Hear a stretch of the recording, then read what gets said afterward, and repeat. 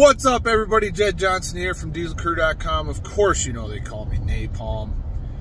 This is video number 21 in the 31 days of Q&A, and the question count comes from Randy Gentry. Before I get into the question, just a reminder to check out the description box.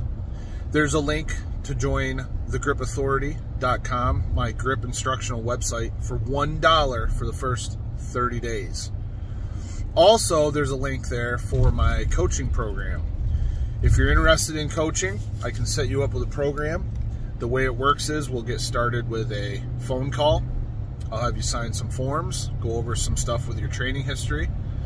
Then from there, we will set up a phone consultation. I will get the information I need from you through the forms and the phone consult, and it will allow me to begin to formulate the program.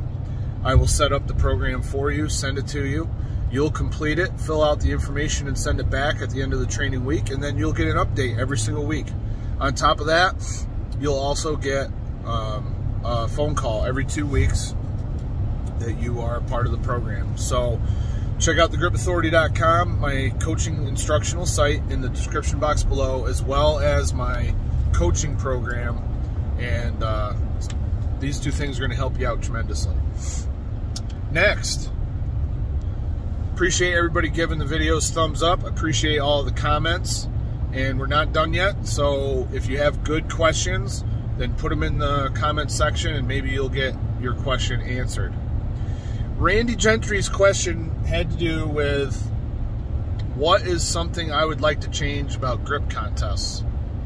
So what I did is I just kind of brainstormed while I was driving. Probably not the safest thing to do, let alone, you know, drive while recording a video. But anyway, took some notes, and I've got a few things here that I think would be good if we were able to change them about grip contests and grip sport. So the first thing is, I think people should, when you're selecting events for a competition, one of the things you should consider is selecting events from companies that actually support grip sport. So companies that are constantly sending sponsorship packages are huge.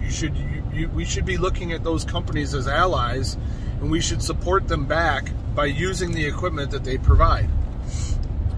The other thing is we should use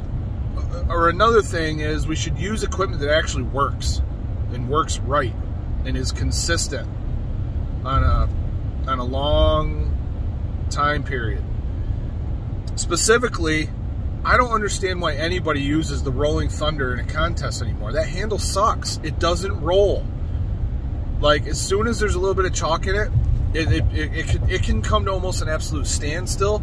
But compared to every other handle on the market, right when you take that thing out of the package, it doesn't even roll. The rolling action is horrible. So I just don't understand why we're using inferior equipment. Like, just because the Iron Mind was one of the first grip companies out and it's one of the longest standing pieces of equipment doesn't mean we need to still keep using that. It just doesn't make any sense to me. Not when you have so many other good handles that actually work fine, made by companies that truly support grip and are sending sponsorships to just about every contest that takes place. And, you know, I'll plug armassassin.com with the One Hand Nightmare. That's part of the Napalm Nightmare system. I just ran a contest with 4 events, and they all involved the Napalm's Nightmare frame. You buy your Napalm's Nightmare, you get a few sets of handles, and you get the One Hand Nightmare frame, and you've got like 8 different ways that you can train.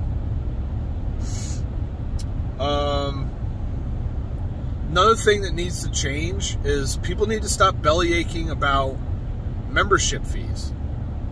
Like, it's funny, the people that compete in grip sport complain about membership fees, but they'll send money everywhere else to every other grip federation in order to get certifications and memberships and stuff like that. Meanwhile, my federation has been going on since 2010, and all you get is complaints about the membership dues. Another thing that I can't stand is the international competitors that bitch and complain about entry fees. Like, Dude, for that Napalm Nightmare World Championship that I ran, I was busy for 2 days after that processing the standings. Now, I am rusty with Microsoft Excel, and I made some errors. It should have been done within 24 hours. But that's the contest day, all of the days that I'm organizing everything before the contest, plus the day after generating all the standings and stuff. That's a lot of work. I was asking for $10. The promoter could have asked for whatever they want to. Generally, I ask for at least $20 when I run King Kong, because I've got to send 10 to the organizers of King Kong. So, like, I just don't understand why people have such a problem spending $10 to compete in a contest. I'm sure they're spending more than that in a contest that isn't a worldwide multi-venue competition. Like, give me a break. The promoter deserves some kind of financial return for running a contest. Another thing that would help things out greatly is if more competitors helped out with loading and unloading of equipment. It does not take that much effort. All you're doing is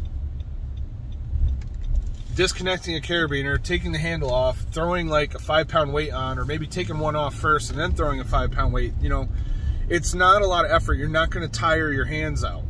I've helped out at every single contest that I've ever gone to, unless it was a contest where they had a bunch of helpers.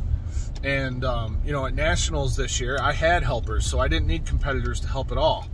But, like, you know, in other contests where it's just me or one other guy, it's nice when competitors will actually step up and change some weights or do some other stuff, like run the clock, etc. It's not that hard. Now, this last contest that I did, the World Championships for the Napalm Nightmare, people were stepping up, helping out left and right, and it was awesome. And that contest blew right by. It blew right by. It was so smooth. It was perfect. So I really appreciate those guys that did that during that contest. I'd love to see more contests taking place. It's in the case of like a regional or just a state level contest, or the first contest you've ever run, go ahead and run whatever events you want to. Like, run what you're familiar with or what you have available there. Even Rolling Thunder, go ahead and run that. But I would like to see more contests get run, and I'm always willing to do phone calls with people that are looking to run a contest, and if they haven't done one yet, then I'll get on the phone and I'll help them with event selection and stuff like that. The thing that I said earlier about the Rolling Thunder is, like, for mature contests, like, or with promoters with equipment that they, you know, great selection of equipment to choose from, I don't understand why you would choose the Rolling Thunder over something that actually works better. But if a new promoter is looking to build a grip community, you know, in their local area, they can use whatever they want to. I'm not going to tell them not to use the Rolling Thunder. Finally, the last thing I wanted to say was, I wish grip competitors would take their training a little bit more seriously. Like, there's people that I've been training with, or not training, competing with for like close to 5 years now, and they're still making grave mistakes when it comes to their technique. Like, they're holding themselves back tremendously because of their technique. And, like, I don't say anything anymore. I used to say stuff during the contest, and people would get irritated at me because I'd be trying to help them with their form and stuff. So I don't do it. And the last thing I want to do is have them make a change, and then it feels uncomfortable, and then they miss because of it. So I don't do it anymore. I have, like I said, I have the gripauthority.com. It's got shit tons of technique information on it. You can try it out for $1. And I've got a coaching program. Everyone that I've ever coached has improved immensely in their grip work. Some of the names that you know best for, you know, doing feats: Clint Ziegler, Tim Butler, Isaac Newton. I've coached all these guys. One of the biggest names, most successful lifters in North America right now, Jason Dingy. I coached him for almost 2 solid years. The results you can't deny. So I just wish people would take it more seriously and quit buying so much equipment that you don't need. Just because something new comes out doesn't mean you need it. Put some of that money towards actual instruction. And if you don't want to do coaching, or you don't want to do a membership site, I've got products to help you out with just about everything. It gets frustrating.